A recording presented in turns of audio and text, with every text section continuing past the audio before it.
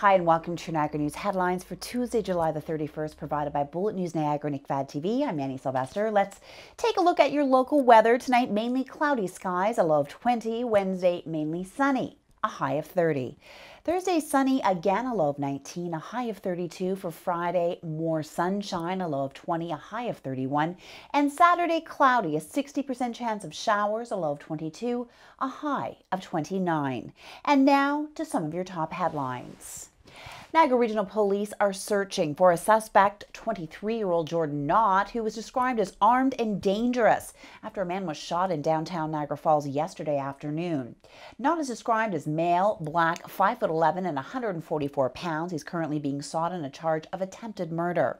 Police said they began receiving several 911 calls about 1:30 p.m. reporting a possible shooting around Simcoe Street and St. Lawrence Avenue. When they arrived, they found an 18-year-old man had been shot in the upper torso. He was taken to Greater Niagara General Hospital before being transferred to Hamilton in serious but stable condition.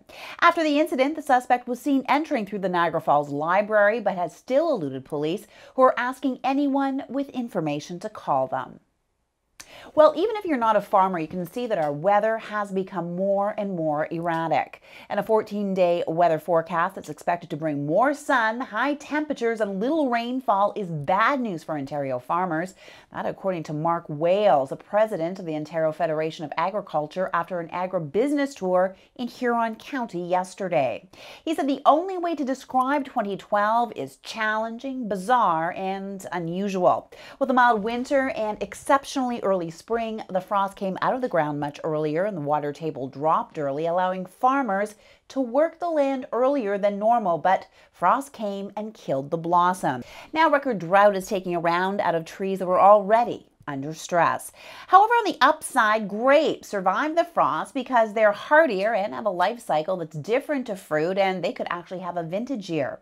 The province has made a claim to Agri Recovery, which is a federal program offering relief after natural disasters such as extreme weather. The program is cost-shared 60-40 with the province. An assessment of the claim is due by September the 3rd. The Niagara Health System announced multi-drug resistant Staphylococcus aureus outbreaks, also known as MRSA, at Welland County General and St. Catharines General Hospital, declared on July the 13th, are now officially done. But they're now declaring a Superbug outbreak at the Trillium Unit of Greater Niagara General Hospital. During the outbreaks, there were a total of 7 cases on the C3 East Medical Unit at St. Catharines General and 4 on the Wolcott Wing at Welland County General. There have been 7 cases on the Trillium Unit since July the 20th. MRSA is spread from one person to another by contact, usually on the hands, and infection prevention measures have been ramped up at the hospital to get things under control, according to officials. Local politicians and residents are urging Ontario's premier to put an immediate moratorium on industrial wind turbine development until a federal health study is complete. Federal Health Minister Leona Aglukkaq announced the study July the 10th in response to questions from residents living near wind farms about possible health effects of low-frequency noise generated by wind turbines. It will initially focus on residents in 2,000 homes selected from 8 to 12 wind turbine installations across Canada. Health Canada said researchers will conduct face-to-face interviews with residents as well as taking physical measurements like blood pressure. The study is being designed with support from external experts specializing in areas like noise health assessment and clinical medicine. The results of the Health Canada survey are expected to be released by 2014. Well, if you're looking for some excitement tonight, a great show staged by Cirque du Soleil hits the First Niagara Centre in Buffalo, entitled Michael Jackson, The Immortal World Tour. Now, the production has been called a once-in-a-lifetime show.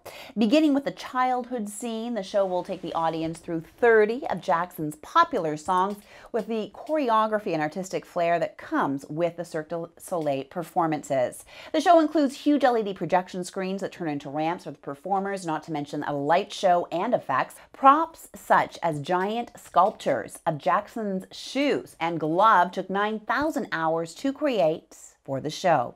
Go to niagaracentre.com for details and tickets for the production. The Niagara Peninsula Conservation Authority Board of Directors have approved the closing of the staircase leading from Jordan Village to the 20 Valley Trail. Staff inspections reveal that structural problems cannot be repaired. As a result, the staircase has been removed and the pathway closed. The NPCA will be exploring options, including funding opportunities to replace the staircase. Okay, let's take a quick break here. More news in a moment. Greg Fruin, Magic Man.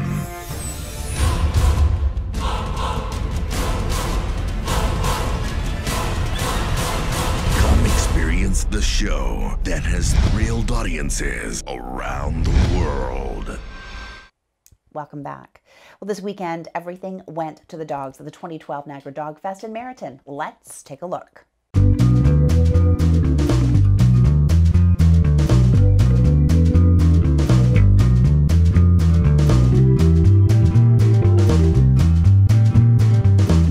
Well, dogs are definitely man's best friend, and I'm here today at Niagara Dog Fest. This is a chance for owners to bring their furry friends in, check out the newest products and services available, and have a little bit of fun. Let's go inside and take a look.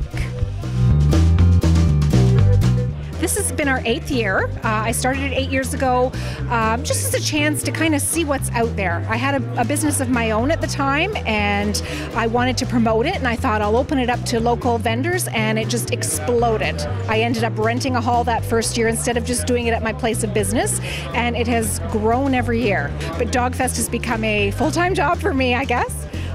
It's just amazing the vendors we get every year, like things you would never guess are out there. A lot of people are expecting treats and leashes and collars and toys and bones, and we have all those things. But we've got animal chiropractors, we've got people that do Reiki for animals. I think the first year we did it, because I was so unprepared, we had about 300 people come through. The following year it was 8. Now we're getting thousands coming through every year. And we've added new contests, things like My Dog Can Do That trick contest. What we like to open it up to a lot of rescue groups that people don't even know are out there. Each year we either donate or drastically reduce prices for rescue groups to be able to come out and earn some money and get their word about the particular breed they do. We've got the Humane Society this year. We donated Space 2 to come out. 100% of the proceeds from the barbecue goes to them. The way the world is going these days, there's dog parks now, and there's so many more ways to socialize your dog. We wanted a venue where they could come out, bring their dogs with them. You know, see if you like these treats before you buy them. Try on the little dog coat and the dog collar. This is elk antler from farm-raised animals, government-inspected farms, so we know the health of the animal, and they drop their antlers every spring, and when we cut them up, the dogs want to get at the marrow that's in the middle, but they have to chew through this hard calcified outer ring. Very, very hard. Unlike a bone, though, it doesn't chip or splinter, so they have to grind away at it to keep getting at the marrow. That grinding action cleans their teeth, makes it last weeks at a minimum, often months and months. Bad dog bandanas were started about 4 years ago. I moved from Philadelphia to Niagara-on-the-Lake, and I could not find a Canadian bandana for my dogs. And so I went to Costco and I bought a sewing machine and made my own. And when people started seeing them, they wanted them. So I started making different ones, and before you know it, I had a website, I do dog shows, and I have an internet site. I love doing the shows in the Niagara region. I've done shows all the way up to Toronto, but the Niagara region are my favorite. The people in the Niagara region are wonderful, they're appreciative of the product, and they're just really nice people.